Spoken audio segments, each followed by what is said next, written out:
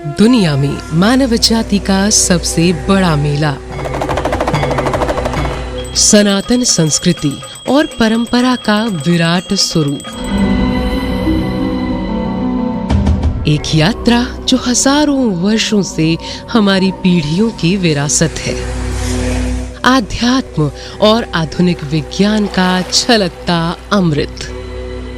यहाँ डूबकर भी मनुष्य उभरता है। साधु, साध्वी, तपस्वी, सन्यासी, घोर, अघोर, शैव, वैष्णव, सनातन की विहंगम तस्वीर।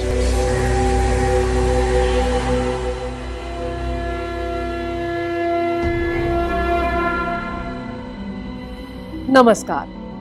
पूर्ण कुंभ का ये मेला जब तक इसे अपनी आंखों से न देख लिया जाए, इसकी विशालता और गहराई को समझ पाना संभव नहीं है। भारतीय हिंदू परंपरा में हर 12 साल के बाद एक ऐसा हुजूम जमा होता है जहां दुनिया भर से लोग आते हैं। त्रिवेणी संगम पर होने वाला एक ऐसा समागम जो स्वयं में एक चमत्कार है। दुनिया का सबसे बड़ा, सबसे पावन, सबसे ऊर्जावान, सनातन के इतिहास का वैभवशाली आध्यात्मिक पर्व, सबसे गौरवशाली उत्सव। हर 12 साल पर माघ महीने में होने वाला ये है महाकुंभ।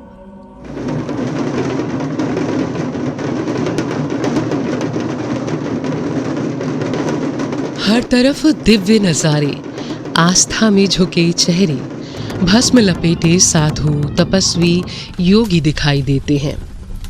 यहाँ भक्ति के गागर में धर्म का सागर है, जहाँ अमीर, गरीब, बूढ़े, जवान, पुरुष और महिलाएं शुभ मुहूर्त में पवित्र स्नान करना चाहते हैं। ये भावनाओं भरा एक सफर है। अनेकता में एकता की एक मिसाल है। यही सनातन है, यही भारतीयता है, यही कुंभ है। ये है भाषाओं, संस्कृतियों और समुदायों का बेमिसाल संगम।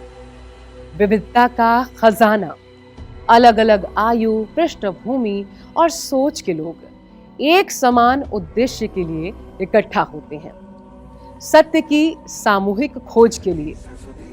कुंभ मेला सनातन के मर्म की एक झलक है। आखिर क्यों आते हैं यहाँ इतने यात्री? क्यों होती है यहाँ करोड़ों की भीड़? हमेशा बहने वाली नदी का पानी कुछ समय के लिए इतना पवित्र क्यों हो जाता है?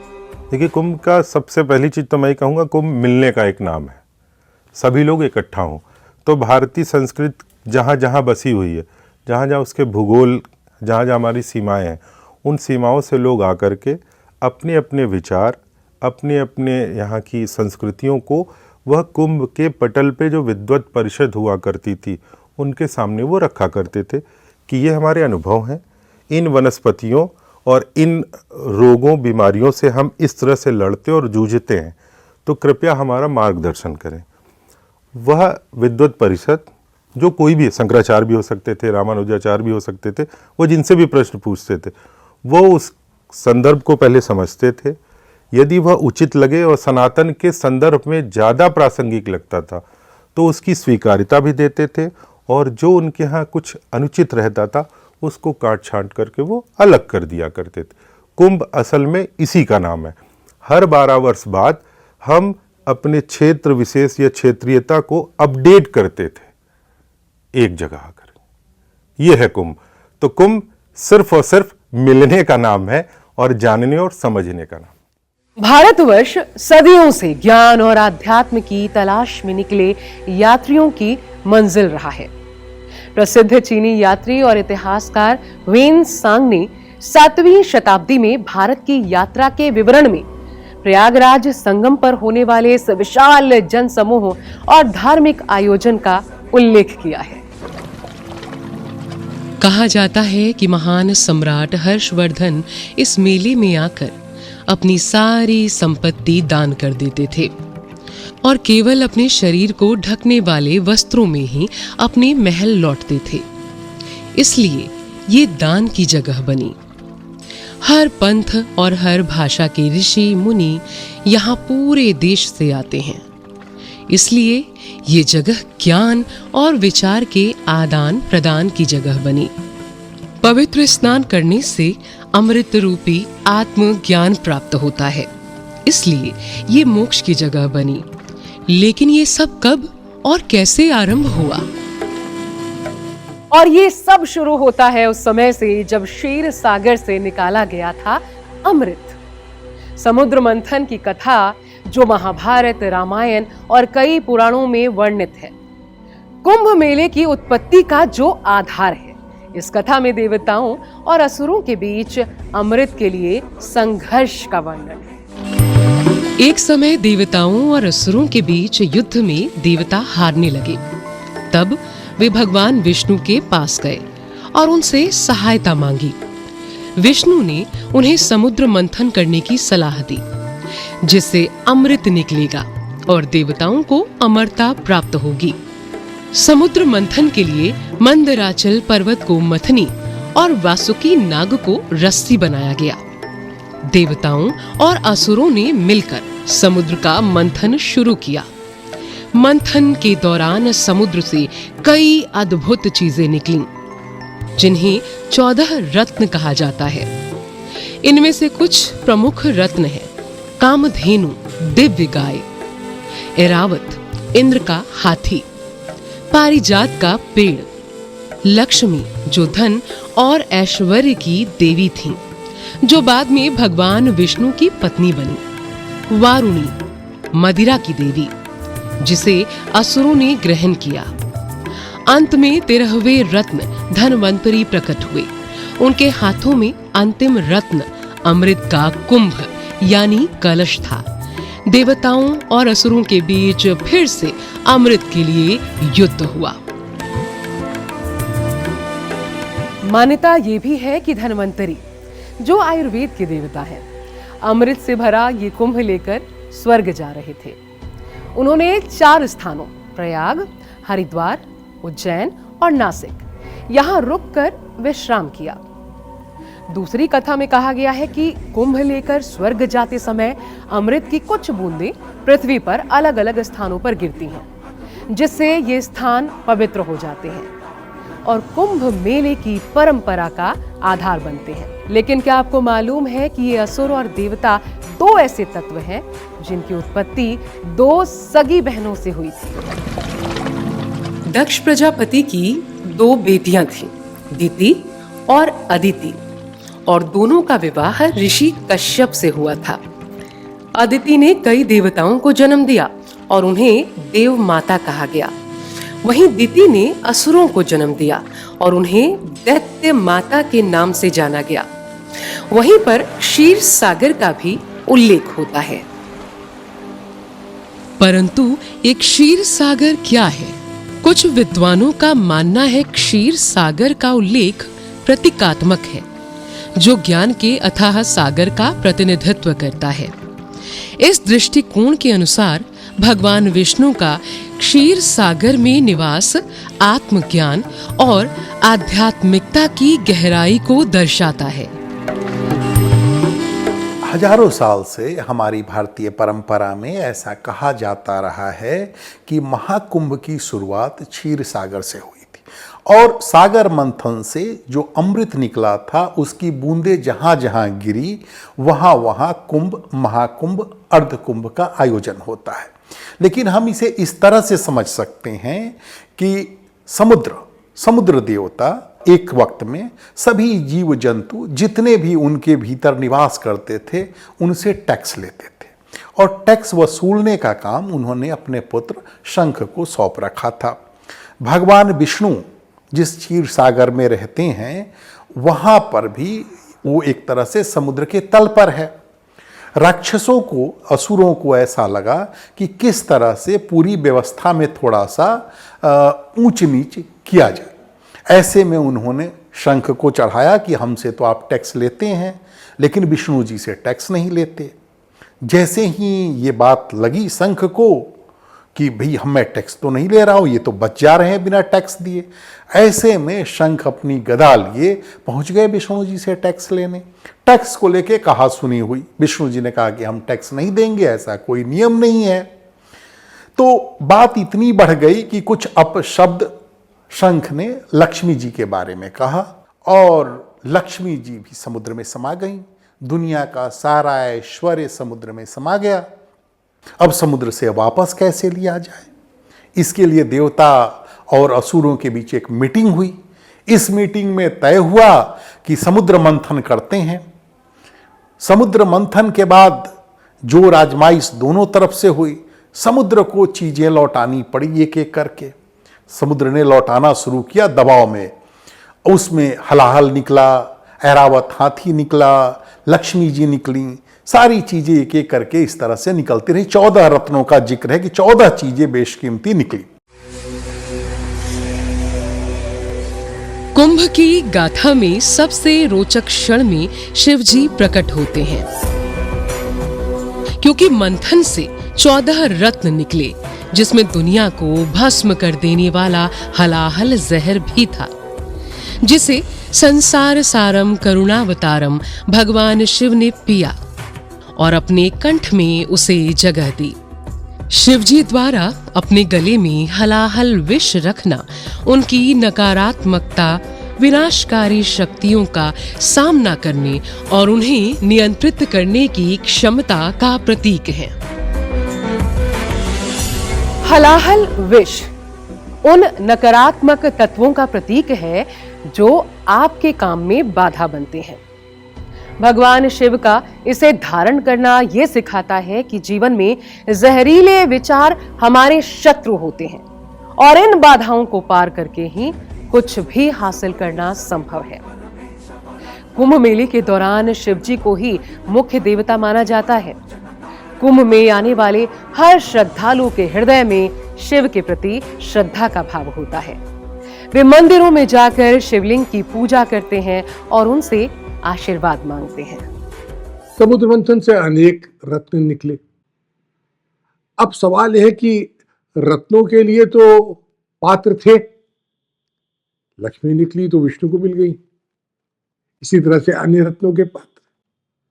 लेकिन विष, और विष ऐसा कि अगर जरा भी छलक जाए पृथ्वी पर तो पृथ्वी का पूरा सर्वनाश हो जाए।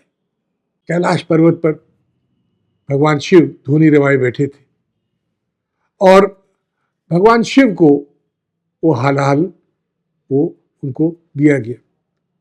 भगवान शिव ने विश्व और मानव कल्याण, इसके लिए उन्होंने उसको धारण किया। लेकिन धारण करके अगर अंदर अपने शरीर में अंदर ले जाते अपने पेट में, तो विष का प्रभाव तो विष का ही प्रभाव होता है। भगवान शिव ने उसको धारण करके अपने गले में उसको धारण कर लिया और गले से नीचे नहीं उतरने दिया। तो इसीलिए भगवान शिव को नीलकंठ कहते हैं।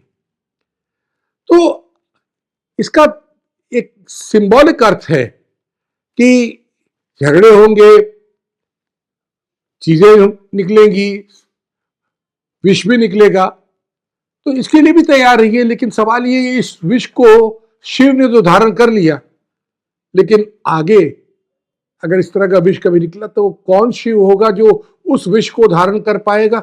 शिव इस प्रकार से एक बैलेंसर के रूप में है।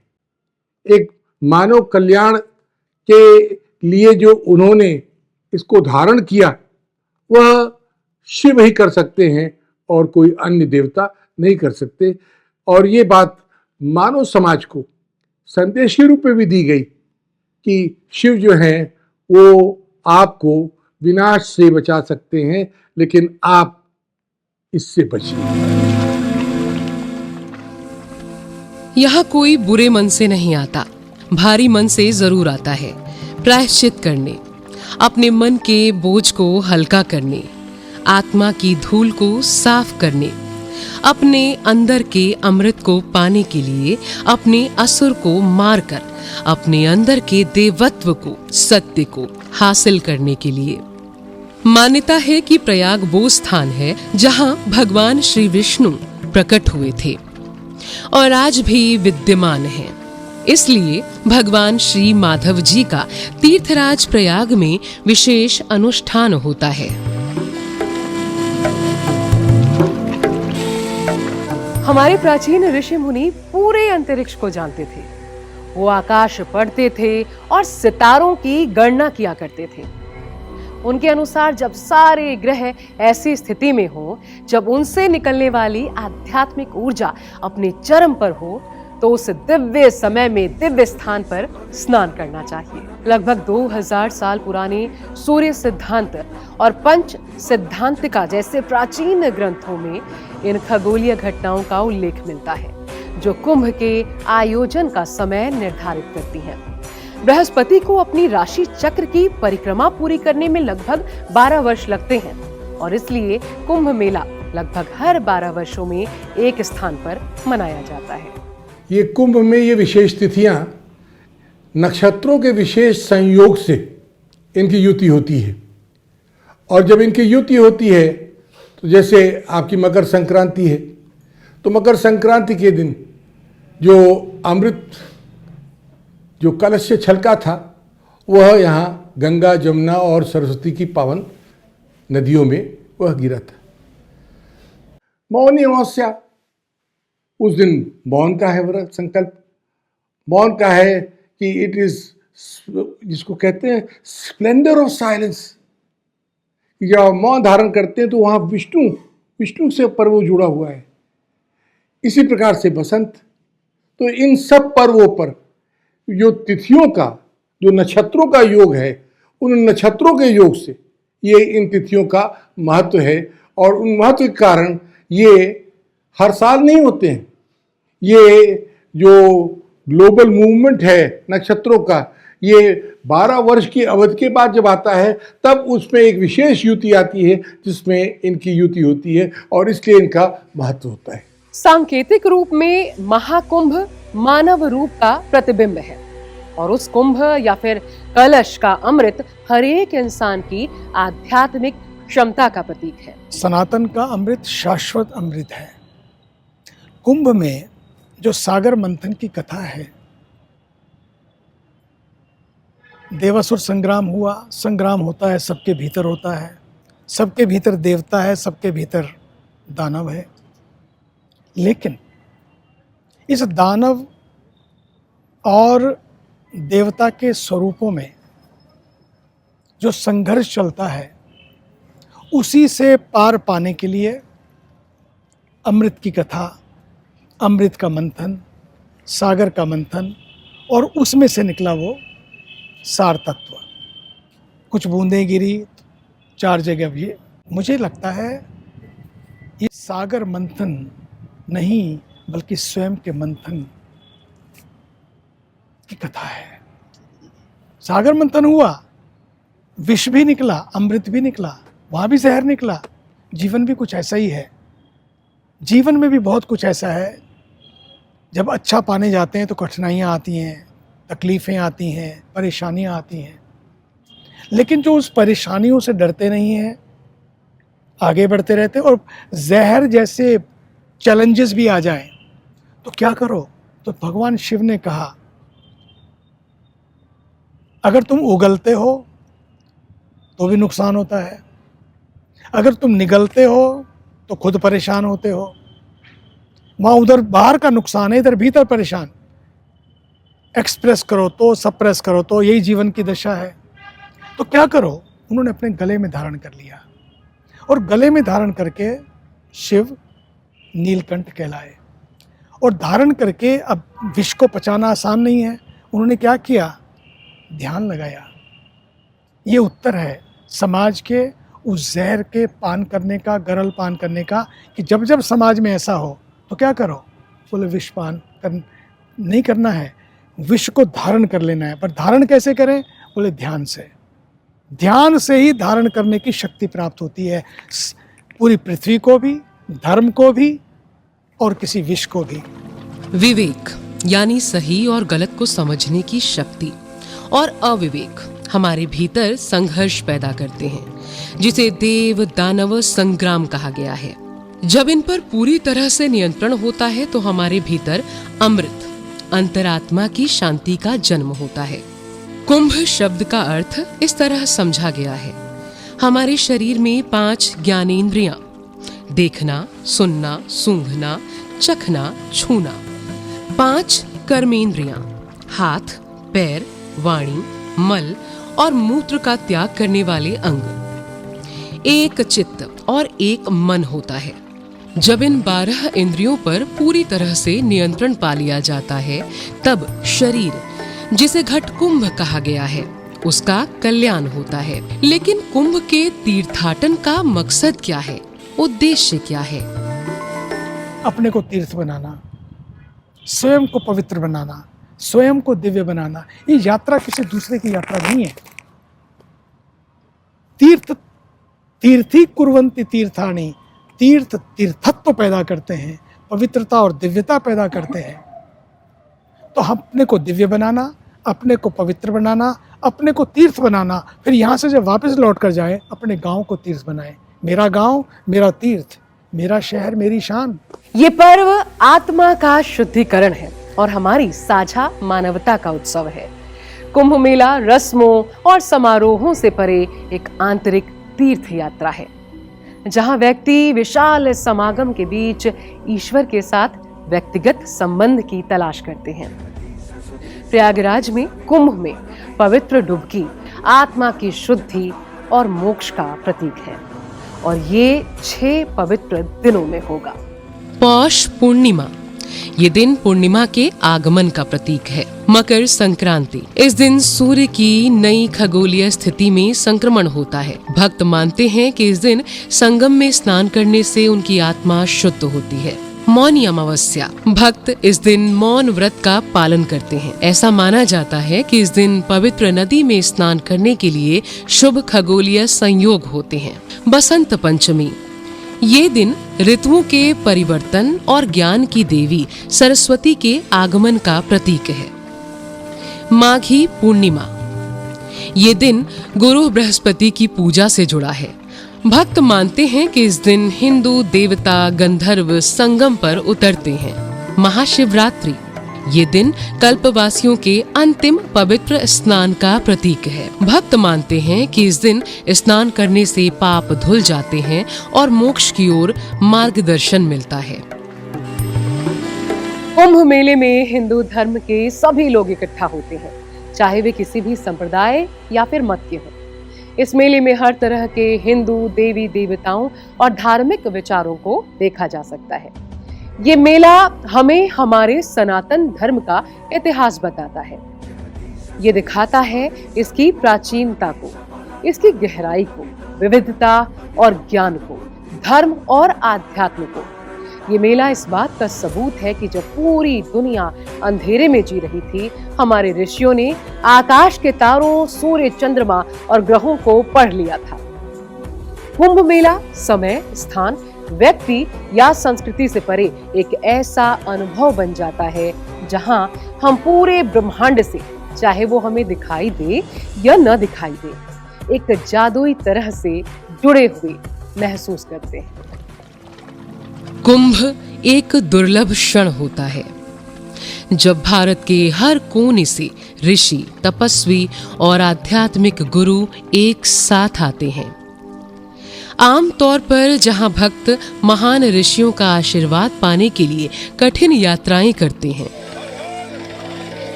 जी हाँ, यही तो भारत है, यही सनातन आस्था है।